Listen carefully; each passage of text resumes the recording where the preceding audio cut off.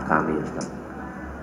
Coba ini terus dijelaskan sejak dulu ya. Al-Baqarah 155 sampai 157. Mari kita baca ayat itu dengan mata hati. Surat Al-Baqarah ayat 155 sampai 157.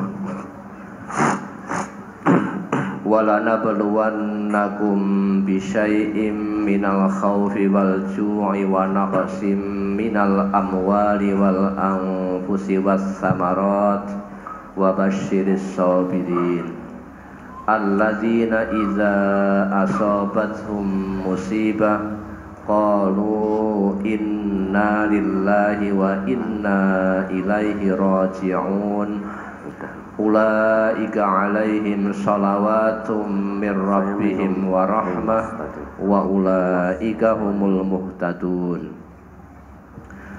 Dan sungguh akan kami berikan cobaan kepadamu dengan sedikit ketakutan, kelaparan, kekurangan harta, jiwa dan buah-buahan. Dan berikanlah berita gembira kepada orang-orang yang sabar, yaitu orang-orang yang apabila ditimpa musibah mereka mengucapkan inna lillahi wa inna ilaihi raji'un. Mereka itulah orang yang mendapat keberkahan yang sempurna dan rahmat dari Tuhan mereka, dan mereka itulah orang-orang yang mendapat petunjuk. Wala nabluwannakum, dan sungguh kami akan uji kalian.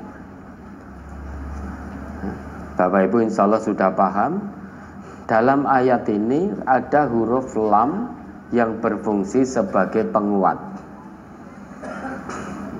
dan ada huruf nun yang atasnya ada syiddah, itu nunut taukid.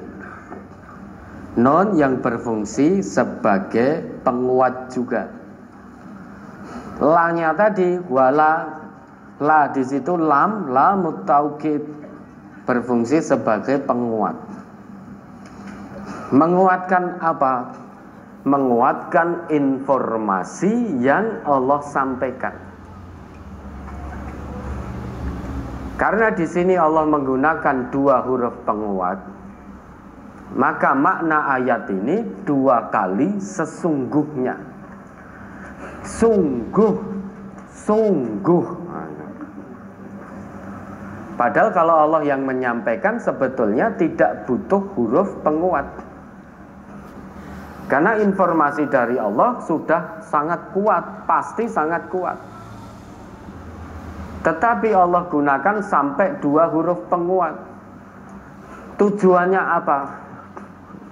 Biar yang menerima informasi itu bisa memahami dengan baik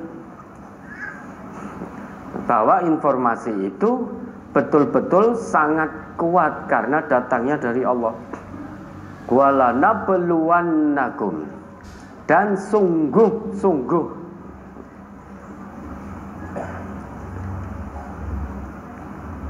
akan kami uji kalian. Siapa yang diuji? Hamba-hamba Allah yang telah menyatakan keimanannya. Karena dalam ayat lain disebutkan di Al-Ankabut ayat 2 dan 3 itu, Bapak Ibu sudah hafal, ahasiban nas ayyutraku ayyaqulu amanna wahum la yuftanun. Apakah manusia itu mengira dia akan dibiarkan begitu saja oleh Allah dengan menyatakan keimanannya tanpa Allah uji? Sungguh walaqad fatannal ladzina min qablihim, sungguh telah kami uji orang-orang sebelum mereka. Ujian itu tujuannya untuk apa? Fala ya'lamannallahu alladzina shadaqu wa la ya'lamannal kadzibin, agar Allah mengetahui siapa yang imannya sodik dan siapa yang imannya Kadzib bukan berarti Allah belum mengetahui. Allah sudah maha mengetahui. Bahkan sebelum ujian itu diturunkan Allah pada hambanya yang ngaku iman, Allah sudah maha mengetahui. Tetapi dengan ujian itu, seorang hamba yang telah menyatakan keimanannya, dia bisa menjadi tahu bahwa imanku tenanan atau imanku ini hanya setengah-setengah, atau imanku ini dusta. Lah, ujian dari Allah itu dua macam, kebaikan dan keburukan. Sayangnya kita tidak bisa memilih ujian. Kita tidak bisa, ya Allah, uji saya dengan kenikmatan harta benda, ya Allah. Saya pasti lulusnya, ya Allah, kalau Engkau uji dengan kekayaan. Belum tentu. Ya Allah, uji saya dengan kenaikan pangkat, pasti saya lulus. Kalau saya diuji, Engkau uji dengan PHK, kemelaratan, saya pasti tidak lulus, ya Allah. Kita tidak bisa memilih ujian itu. Yang ada, karena telah menyatakan keimanan, konsekuensinya harus siap diuji oleh Allah. Apapun ujiannya, baik dengan kesenangan maupun dengan hal-hal yang tidak menyenangkan. Nah, di ayat ini terkait dengan pertanyaan tadi, ini macam-macam ujian yang tidak menyenangkan. Karena biasanya manusia itu menganggap itu ujian kalau hal itu tidak menyenangkan. Tapi kalau hal itu menyenangkan, banyak manusia yang lupa bahwa hal yang menyenangkan itu juga ujian dari Allah. Biasanya manusia itu kalau diuji dengan hal yang menyenangkan, dia lupa dengan Allah. Paling banter hanya ngucap alhamdulillah pada waktu itu. Dapat kenaikan gaji, alhamdulillah, hanya pada waktu itu. Kenaikan pangkat, alhamdulillah, hanya pada waktu itu. Sehingga lupa bersyukur.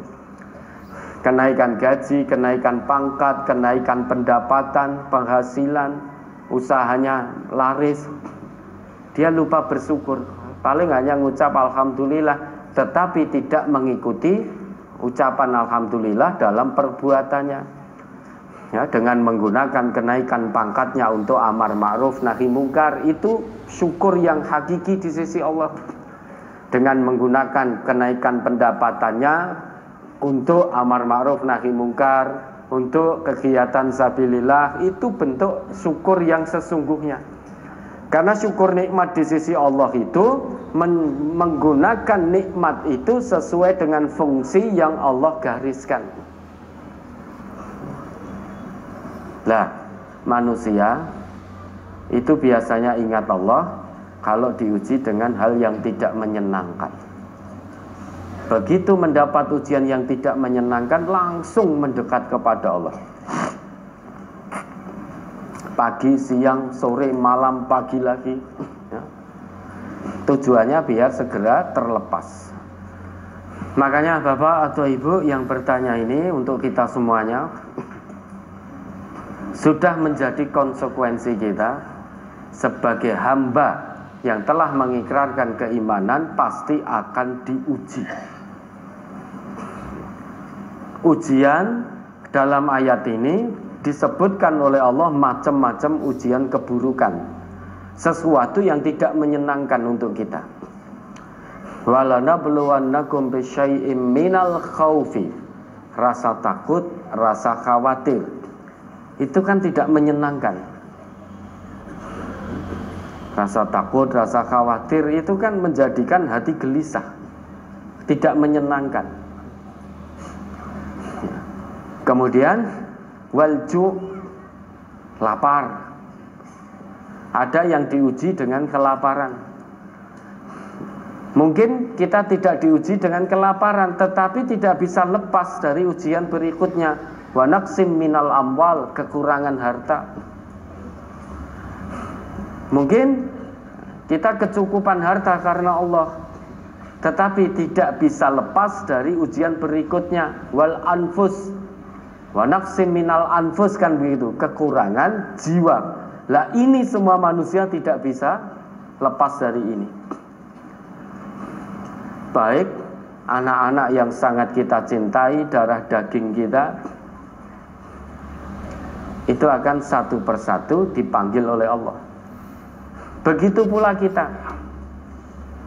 sebagai orang tua sangat disayangi, dicintai oleh anak-anak, kita pun juga akan dipanggil oleh Allah. Semua anggota keluarga yang kita cinta, karib kerabat yang kita cinta, yakinlah dalam hati satu persatu akan berpulang kepada Allah. Itu kekurangan jiwa. Itu ujian iman, ujian takwa. Dan itu membuktikan pembersamaan keluarga yang kita cintai di dunia itu sifatnya hanya sementara. Tapi pembersamaan Allah itu yang kekal, abadi. Kemudian ujian berikutnya watsamarat, kekurangan buah-buahan. Jangan hanya dimaknai letterlek buah-buahan saja. Bagi orang yang tidak senang buah, dia akan tidak tersentuh dengan ayat ini. Wah, buah-buahan, wah aku rasa seneng buah, aku senengnya gorengan. Berarti tidak terkena ujian ini. Maksud watsamarat di situ, ya. Jadi kekurangan hasil yang sudah diusahakan, sudah bekerja dapat hasil, tiba pulang-pulang di tengah jalan hasilnya dirampok uang. Bekerja dapat hasil, bisa beli mobil, mobilnya dimaling uang. Sehingga buah dari usahanya itu hilang. Bisa bangun rumah dan isinya bagus, tiba-tiba kebakaran, habis semuanya. Sehingga buah dari usahanya menjadi ludes. Itu kekurangan buah-buahan, buah dari usaha. Bukan hanya buah-buah bangsa apel, jeruk, anggur. Nah itu bagi yang tidak suka buah, ayat ini nggak ngefek, no. Saya nggak suka buah. Ada nggak yang tidak suka buah? Ada. Nggak percaya anak-anak jenengan generasi milenial itu banyak yang tidak suka buah.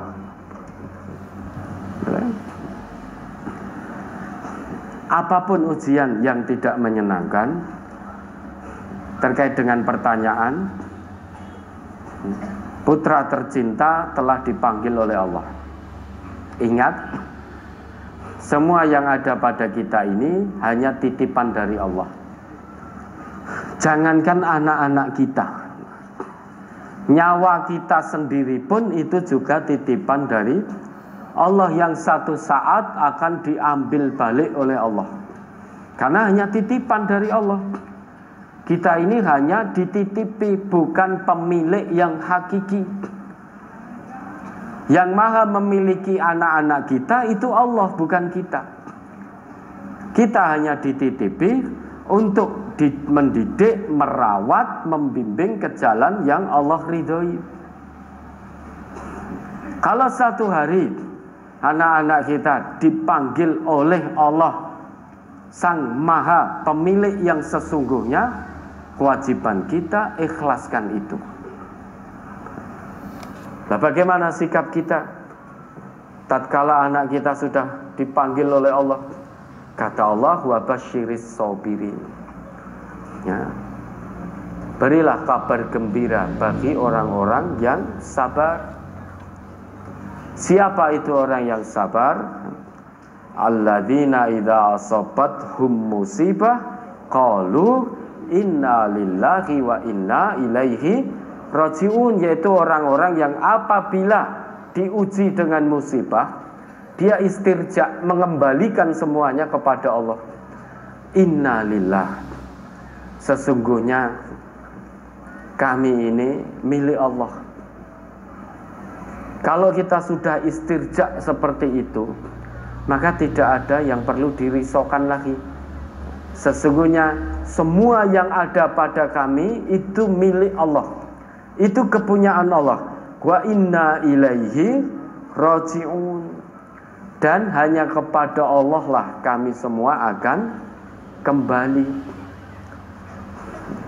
Bahwa kami ini milik Allah, semua yang ada pada kami itu milik Allah, baik anak, harta benda, pekerjaan, kesehatan, nyawa yang ada di badan ini, itu semuanya milik Allah. Maka saat kita diuji oleh Allah dengan meninggalnya putra putri buah hati kita yang sangat kita cintai, segera istirja, kembalikan semuanya kepada Allah, tawakal kepada Allah. Kalau itu bisa dilakukan, ulaika alaihim shalawatum mir rabbihim wa rahmah wa ulaika humul muhtadun. Orang-orang yang bersabar itulah yang akan mendapatkan keberkahan yang melimpah dari Allah, dan akan mendapatkan rahmat yang melimpah dari Allah. Dan mereka orang yang benar-benar menjalankan petunjuk Allah. Maka tidak perlu risau. Kalau ingat itu wajar. Begitu ingat, doakan. Ingat, doakan. Jangan dilupakan. Anak atau keluarga kita yang sudah meninggal, pulang pada Allah, jangan pernah kita lupakan. Kalau kita lupakan, potensi besar kita tidak mendoakan. Tetap diingat, namun tidak menjadikan kita meratap, tidak menjadikan kita ngelokro, tidak menjadikan kita putus asa. Kita mengingat keluarga yang sudah meninggal terlebih dahulu, itu agar kita terus tanpa lelah mendoakan. Maka bapak atau ibu bersabar ya. Kalau itu bisa dilakukan, janji Allah, innallah ma'as sabirin, Allah hanya akan bersamai hambanya yang bersabar. Kalau tidak sabar, ya tidak akan dapat pembersamaan dari Allah. Rugi kita. Karena biar bagaimanapun keluarga kita akan meninggal. Kalau kita sampai tidak bisa bersabar, sudah ditinggal keluarga tercinta, ditinggal pula oleh Allah. Karena kita tidak bisa sabar, maka rugi. Khasirnad dunya wal akhirah, rugi dunia, rugi akhirat. Di dunia ditinggal keluarga tercinta terlebih dahulu, di akhirat dicap oleh Allah sebagai hamba yang tidak bersabar, suudzon pada Allah. Ya Allah, saya sudah taat padamu ya Allah, sholat 5 waktu berjamaah, sholat sunnah, puasa sunnah, haji, umrah sudah aku lakukan, tapi kenapa anakku engkau ambil ya Allah? Kata Allah, jone anakmu, kowe lho tak jikok. Jone anakmu, kowe sedelongka juga tak ambil. Maka istirja sudah. Kalau sudah istirja, maka tenang hati. Kita meyakini bahwa kita ini tidak punya apa-apa. Semua yang melekat pada kita ini itu milik Allah, dan kita hanya dititipi oleh Allah. Masa kalah sama tukang parkir? Tukang parkir itu dititipi mobil yang bagus-bagus. Begitu diambil pemiliknya, tukang parkir ya orang gondeli. Ojo iki beneng kene. Ya toh? Itu logika sederhananya kan seperti itu. Tukang parkir itu dia menjaga mobil yang bagus-bagus. Begitu pemiliknya datang mengambil mobilnya, tukang parkirnya yo terus orang nangis geru-geru itu yo ndak. Lu ngapa kau nangis lah kayak mobilnya digawa mulih itu kan ndak. Ikhlas itu tukang parkir. Masa iya kita kalah? Tukang parkir saja bisa, mobil yang dititipkan padanya diambil pemiliknya itu juga diberikan. Masa kita yang menitipkan pada kita itu Allah yang maha segalanya, Allah yang maha memiliki segalanya. Masa sang pemilik segalanya mengambil titipannya kita tidak rela? Kalau kita tidak rela, potensi kita tidak sabar, potensi kita meratap menyalahkan Allah. Sudah kehilangan anak, kehilangan pembersamaan dari Allah, kehilangan keberkahan dan rahmat dari Allah karena tidak sabar, rugi dunia, rugi akhirat. Ya, maka sabar Ibu ya. Ini ujian keimanan dan ketakwaan. Ini yang mendapat bimbingan dari Allah seperti ini hanya hambanya yang beriman. Hambanya yang tidak beriman tidak dapat bimbingan seperti ini. Yang tidak beriman ya, banyak yang meratap ini itu dan lain sebagainya, meraung-raung. Kenapa? Karena tidak tahu harus bagaimana. Kehilangan putra tercinta, makanya ya meratap, meraung-raung dan lain sebagainya. Bahkan ada yang menyakiti dirinya, mencakar-cakar wajahnya, merobek-robek pakaiannya, hanya gara-gara anaknya meninggal dunia. Itu karena mereka tidak tahu, nggak ada pedomannya. Maka wajarlah kita hamba Allah yang beriman punya pedoman Quran dan Sunnah, petunjuk dari Allah dan tuntunan dari Rasulullah. Maka saat diuji dengan kematian keluarga, sedih boleh, tapi jangan larut dalam kesedihan, terus putus asa, ngelokro, nggak semangat, nggak mau makan dan lain sebagainya dan lain sebagainya.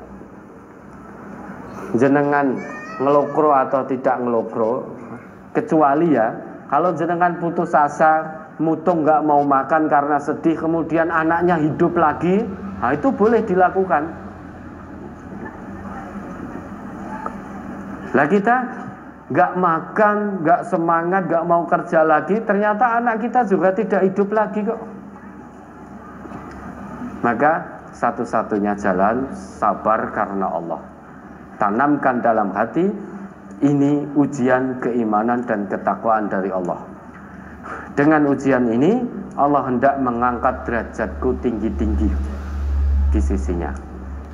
Dan yakinkan dalam hati, janji Allah nyata adanya. Allah tidak akan menguji hambanya di luar batas kemampuan. Ya, ada lagi?